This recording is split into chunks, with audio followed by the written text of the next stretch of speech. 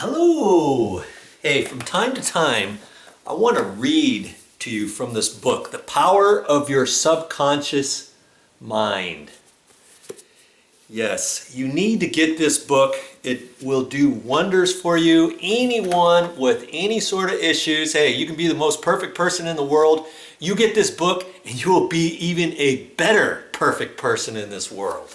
And it goes both ways. If you're the worst person and you read this, man, you're going to see a change in your life that you will not have known before had you not read this book from Joseph Murphy, The Power of Your Subconscious Mind.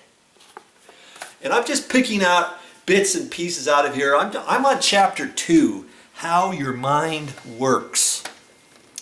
Your mind is your most precious possession. It is always with you, but its most amazing powers will be yours only when you have learned how to use it. As we have seen, there are two levels in your mind, the conscious or rational level and the subconscious or irrational level.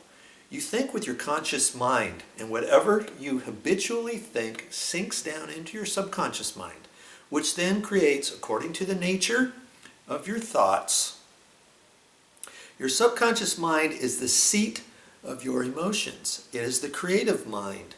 If you think good, good will follow. If you think evil, evil will follow. This is the way your mind works. The most important point to remember is this. Once the subconscious mind accepts an idea, it begins to execute it.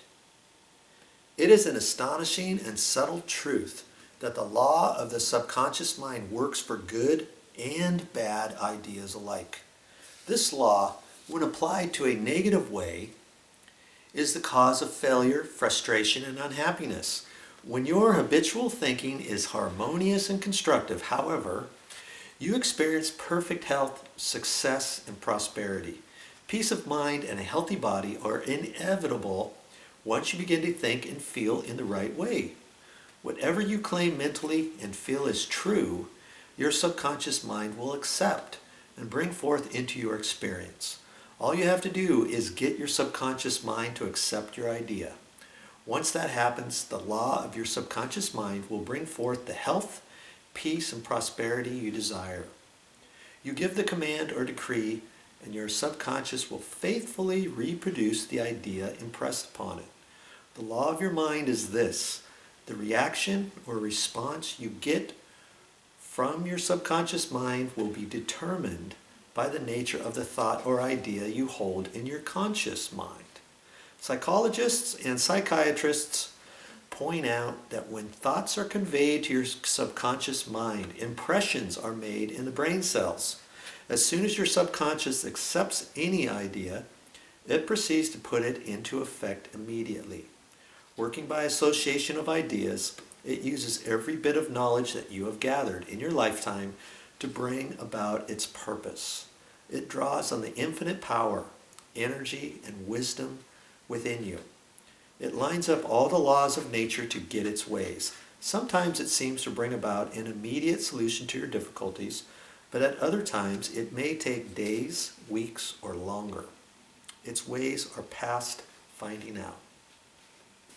You must remember that the conscious and subconscious are not two minds. They are merely two spheres of activity within one mind.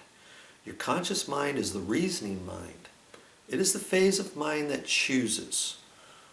For example, you choose your books, your home, and your partner in life.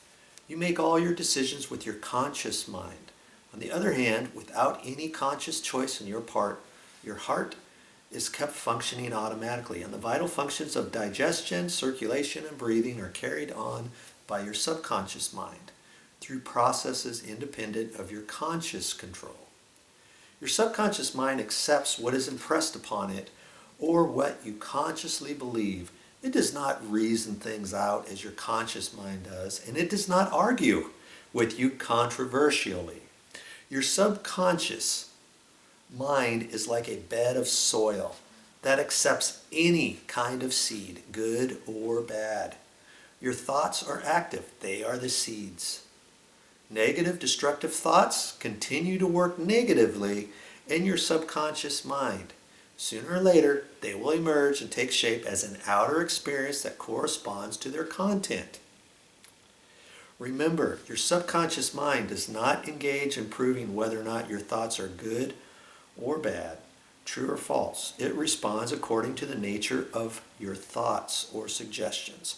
For example, if you consciously assume that something is true, even though it may be false, your subconscious mind will accept it as true and proceed to bring about results that must necessarily follow because you consciously assumed it to be true. Psychologists and others have performed countless experiments on people who are in a hypnotic trance. This research shows clearly that the subconscious mind does not make selections and comparisons that are necessary for a reasoning process. Your subconscious mind will accept any suggestions, however false. Having once accepted any suggestion, it responds according to the nature of the suggestion given.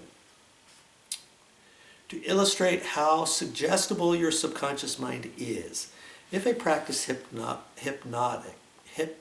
hypnotist suggests to you one of her subjects that she is Napoleon Bonaparte, or even a cat or a dog, the subject will act out the part with inimitable occurrence. Her personality becomes changed for the time being. She believes herself to be whatever the operator tells her she is. A skilled hypnotist may suggest to one of his students in the hypnotic state that her back itches, to another that his nose is bleeding, to another that she is marble statue, to another that she is freezing and the temperature is below zero. Each one will follow out the line of his particular suggestion, totally oblivious to all the surroundings that do not pertain to the hypnotic suggestion. These simple illustrations portray the difference between your conscious reasoning mind and your subconscious mind, which is impersonal, non-selective, and accepts as true whatever your conscious mind believes to be true. Hence the importance of selecting thoughts, ideas, and premises that bless, heal, inspire, and fill your soul with joy. So basically, your thoughts are who you are. If you give it bad thoughts, if you think bad about somebody or something, you're going to feed your subconscious mind with those things. And then your subconscious mind is going to make those things happen, and that's what you're going to get back in return. If you give out bad vibes to somebody, eventually you're going to get bad coming back into you. That's just how it works. Okay, so think about that next time you start having a bad feeling about somebody or something or some instance. Try to think good thoughts. Try not to portray the bad thoughts, because whatever you give out, you're going to get back in. That's just kind of how life works. Try it. Well, that's all I have for this time, but I'll be back with more videos.